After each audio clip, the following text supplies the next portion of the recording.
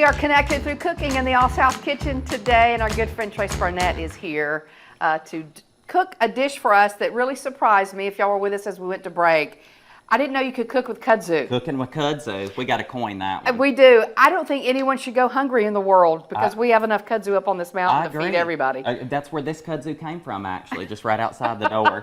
And you know, the whole plant's actually edible. You can tempura batter and fry the leaves. Really? You know, I'm not a big leaf eater of the kudzu, but what I love the most are the blossoms. And you know, they have this really pretty floral scent to them. Okay, they do. I just don't think I ever get to those. And we just have this random, you know, burst of blooms this time of year because usually it blooms in midsummer. Okay. So I was like, perfect time to make jelly. Okay. So first things first, you're going to need 2 cups of blossoms. Okay. And be sure and wash those really well just to get out any little critters. There's no bad critters that live in there. There's just some residual ones. Okay. What I like to do is I actually take them, I would fill this up with water and almost like you're washing peas or beans and just go up and down and then change the water a couple times. Okay. And believe me, you'll get everybody. These have been thoroughly washed. They've been thoroughly washed. Okay. What do we got here? So we'll get to that in one second. So this is the most important part. And so imagine that this is boiling water. Okay, you want to pour boiling water over those leaves. You just need about 2 to 4 cups, depending on the amount. Okay. And you're going to want to cover this and let it sit and steep for like 6 to 8 hours or overnight. Okay. Oh, overnight. Okay. And then you will take it and strain it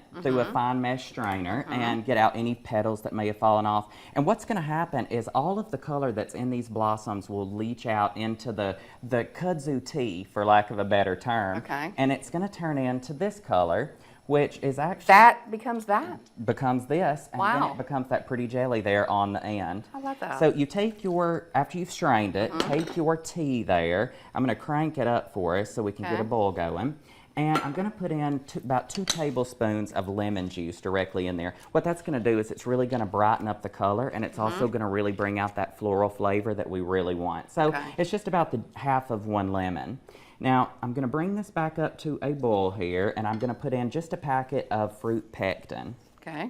Now, the fruit pectin is what's going to act as our thickening agent, and then it's just really going to bring all of that jelly goodness together. Fruit pectin. And it's going to act as a thickener, but just smell already. Just with the lemon juice, it almost has that really nice apple, floral kind of. That's surprising. In between honeysuckle and apple. All right, so we got 4 cups of sugar. So imagine that this is brought up to a rolling boil, and a rolling boil is one that you can't stir down once it's going. For some reason, we can't get it rolling. It'll get there. It'll get there. You know, nothing when you're watching a hot pot, it never boils.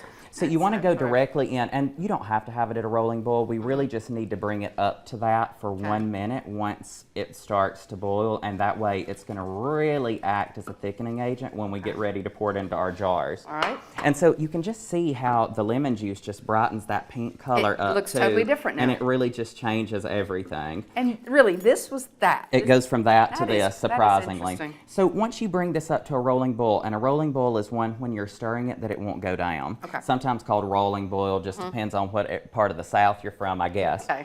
And you know, if you are a canner, this is one of those times where you can ladle this into your sterilized hot jars. And once you brought it to that rolling boil, how long is that? You just want to stir it down for 1 minute. Okay. So continuously stir it. And this is one of those things, whenever you're doing jams and jellies, you don't want to leave the stove at this time because it can really stick.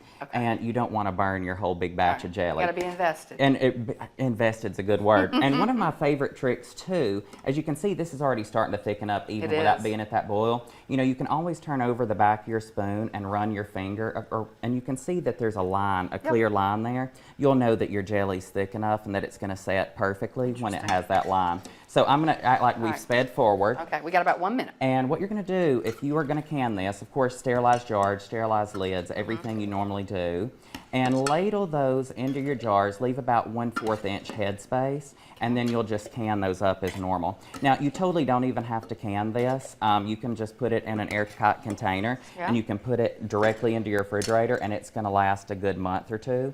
No problemo. And also, if you want to add in some other fresh herbs, say if you have some lemon basil, anything like that, you could add that and enhance the flavor of your kudzu jelly also.